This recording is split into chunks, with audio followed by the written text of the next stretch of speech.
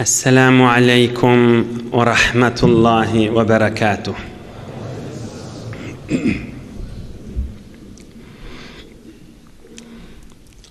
بسم الله الرحمن الرحيم. الحمد لله رب العالمين كما ينبغي لجلال وجهه ولعظيم سلطانه. اللهم صل وسلم وبارك على عبدك ونورك إمام المتقين سيد المرسلين تاج الأنبياء شفيع المذنبين سندنا محمد النبي الأمي الأمين وعلى آله وأصحابه وأنصاره وأتباعه أجمعين. لا أسألكم عليه أجرا إن أجري إلا على رب العالمين. اللهم وفقني لبيان ما يحتاج الحاضرون إليه وما يصلح أحوالهم. إلهي أنت مقصودنا ورضاك مطلوبنا، فأعطنا كلنا محبتك ومعرفتك. Yaradan Beyik Allah Tebarek ve Teala taatu ibadetlerinizi, hayır dualarınızı, ihsanatlarınızı lütfu keremi bilen kabul edip de iman yörep, avre yörep, mehabbet yörep, Allah Teala rahmetli yağılları yağdırıptu. Nebi-i Ekrem aleyhissalatu vesselam yağın yağınna Allahümme sayyiben nafi'an niyanmış. Hudaya ilunimize bafitli rahmet bolsun niyanmış. Rahmetli yağın olup Allah Teala sizin dünyanızı, ahiretinizi abad etsin.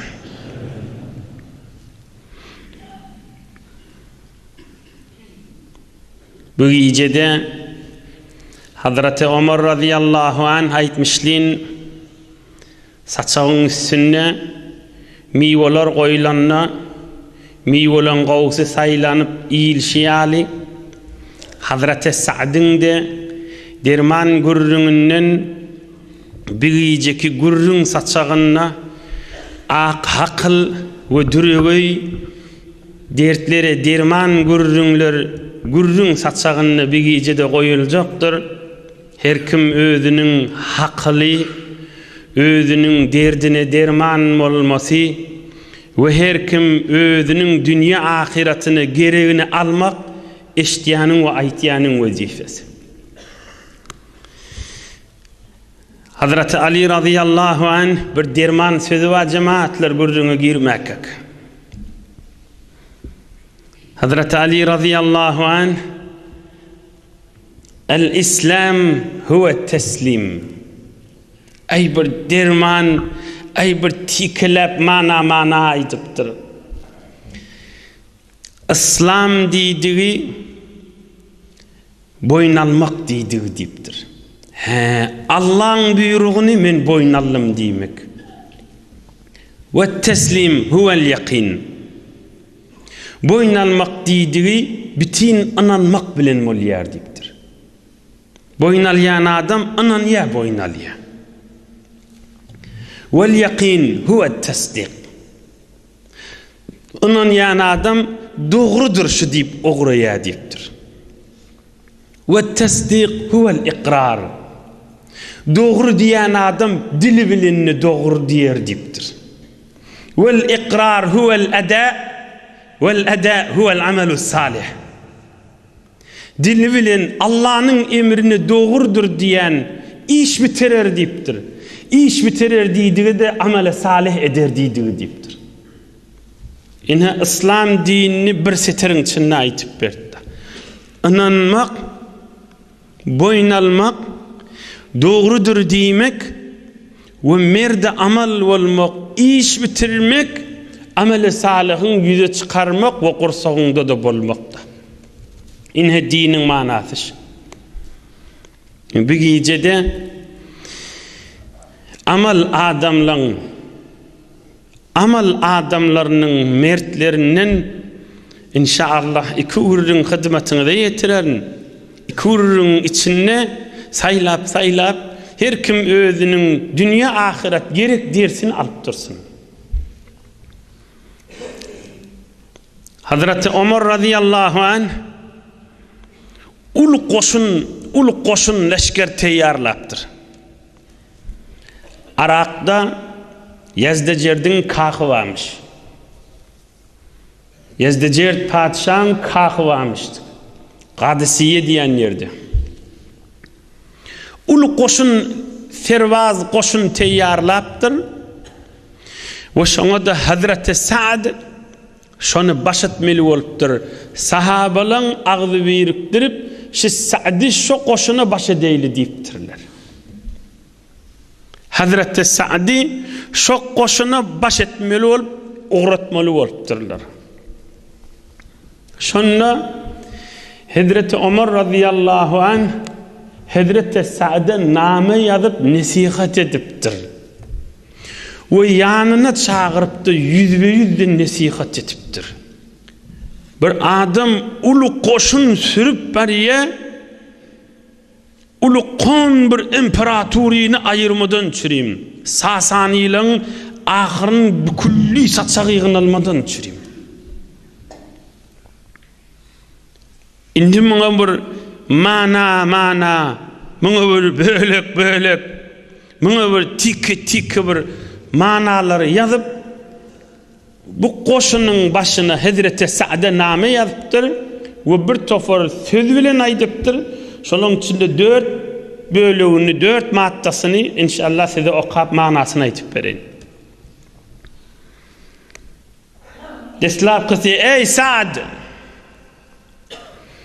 la yaghurrannaka min Allahi azza wa jalla an qila khalu Rasulillahi sallallahu aleyhi ve sellem. Deslap kysy, ey Sa'd dipdir. Hazreti Ömer şu namany ýazýa, şu koşunyň başyna. Sana peýgamberiň daýysy diýilýär dipdir. Peýgamberimiziň özü de aýtdy, sana daýy diýdi. Peýgamberiň daýysydygyň we halk sana Resulullah'ın daýysy diye günah etmegiňe sebep bolamasyn, Resulullah'ın daýysydyr men diýipdir. Bula bir diýipdir. La yaghurrannaka min Allahi azza wa jalla an qila khalu Rasulillah. Ve bladam Resulullah'ın daýysy, we men Resulullah'ın daýysy diýip pankırıp da günah etmegiňe sebep bolamasyn diýipdir. Bela turandan bir wagt hudaý etmesin, şeytan yel berip de tekebbürlük ýüregine düşjek bolsa, onu aýyrdy kenara. İkilenjisi, ey Sa'd, ine hadir ýankyň şodur şu ders ki ýöne kandatlar aýdyljak bolansaň geçilip barýar. Resulullah'ın daýysy diýip şeýtip bolmaýan bolsa, men palan işanyň ogly, ýa men palan sofiň ahtygy, ýa men palan piriň ogly, bu gürrüňler manasy bolmaz Allahyň huzuruna. Biz hormat goýarys olara. Emma özleri mäkan bilsiller Allahyň huzuruna o zatlar sorulmaýar. Her kimiň amal sorulýandyr. Biz hormat goýarys olara. Emma özleri gowja nasihatyny bilsiller. Allahyň huzuruna ha palanyň oglum sen geçiver diýilmeýär. Eden işiň sorulýar. Perişteler eden işiň näme diýerler? Ene Hazreti Sa'da name ýazan aýdypdyr. Resulullah'ın daýysy men nipda günah edama diýipdir. Bir. İkilenjisi, ey Sa'd, inna Allah Ta'ala la yamhu s-seyyi'a bis-seyyi. Günah bilen günah yuwulyan nedir diptir. Günahını sogap bilen yuwulyanlar diptir. Günah bilen günah yuwulmaýar diptir. Bir ýalňyşyp günah etýän basym sogap etjek bolşan yuwmadan çyrym. Günahın üstüne günah arttırma diptir. Basım iýdiňe öwrilikdir. Basım öwriliýdiňe diptir. Basım öwrilmäge bir aşy direk nesihat gerek. Men başga ýurtda, ýa Türkde, ýa öz ýurdumyzda, başga şäherlerde ýaşaýarlar. Jawan dostlar. Bir ýalňyşyp günah etsem, basym şonu sogap bilen ýuwaýnymen diýmeli. Günah bilen bulaşdyrmalylar. Günahın üstüne günah arttırmalylar. Bir kıysaca bir misal aýdyn, ozal bir bolon görüňden inşallah ýeridir. Bir wagt iki dost varmışdyk-da bir garybe ýurtda. Jawan dostlar dinlesinler. İki dost varmışdyk, ikijigi işläpçik halal çörek ýygnap ibadet etýänmişdikler. Oň bilen biri pul jazlaryny bir o birine bertir, iki nefer da. Sen şähere bar nahar getir, ýer içerim zat getir, hamany bir heftelik ýa bir aýlyk ýa 5-6 aýlyk iýiçi getir diýipdir da. Omo dosyň bir pul jaz alyp benne şähere giripdir. Indi zat jazlaryny alyp dosyna gaşyn öwrilmeli da. Şäheriň içinde bir günaha giriftar bolupdyr. Öwriljek bolupdyr, ýene bir günaha giriftar bolupdyr. Ýene bir günaha giriftar bolupdyr. Özü utanyp dostumyň ýanyna ola bir gowdum, men ozal gowdum, indi günaha girdim. Özü utanyp dostunyň ýanyna barmany 2 gün 3 gün geçiripdir da. O dosty gaýga düşüpdir. Hudaý üçin dost gowdamyşdyk da ikisi de. O dost gaýga düşüpdir, diýipdir, bir dostumdan habar bolmady bir garybe ýurtda şähere gelipdir. Men izerlapdyr bazarlarda falan tüýsli adam gördüňizmi diýip. Muny gözlenip ahir bir ýerde bir gabatça ýerde tapypdyr. Indi ol günaha giriftar bolan dost utanýar hamyňa sataşmaga. Ol ibadatdan gelýän bir dostun izerlap, aňyrdan gelakanymy gujaklap okşapdyr, dostum diýipdir. Gelmediň de diýipdir. Bilipdir bir dostunyň günaha giriftar bolanlygyny. Yüzünü gözläpdir. Näme diýäň diýipdir. Men seni tanıyamak diýipdir. Utanyp etipdir da. Ol aýdypdyr, "Jan nosum" diýipdir. Baňraýyndan okşapdyr. "Jan nosum" diýipdir. "Öwürleýli" diýipdir. "Şeriň ýersinden öwürseň haýyrdyr" diýipdir. "Men dostlugymy şumahan ýüze çykarmaly ýerim saňa" diýipdir. Ýanykilerden heleydir, erkekdir, olardan utanmajak bolup, "Näme diýäri, dälimmi" diýip beýlesin bakýan bolmaly.